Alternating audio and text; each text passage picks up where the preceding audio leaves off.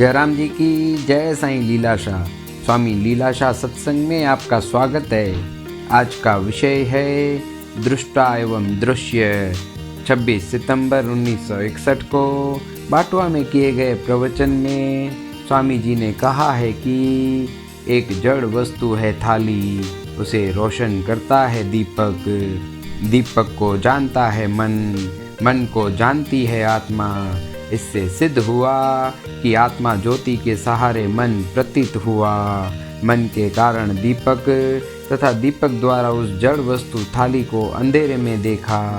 जयराम जी की आत्मा सत्य है, यह जानकारी जानने वाला ही सत्य है, वह आनंद ही सत्य है, दूसरा सब कुछ मिथ्या है। यह जगत स्वप्न मात्र है, यह न पहले था और न बाद में होगा, सिर्फ बीच में दिखाई दे रहा है। यह ऐसे है जैसे दर्पण में कमल के फूल का लालपन दिखाई देता है, जो लालपन वास्तव में फूल का है। वैसे ही यह जो कुछ दिखाई देता है वह भी तुम्हारे ज्योति की ही झलक है, आभास मात्र है।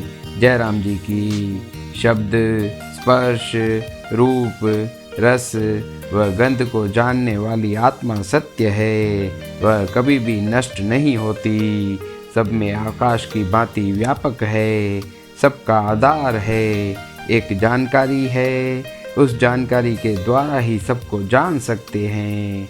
वह दृष्टा है, दूसरे दृश्य हैं।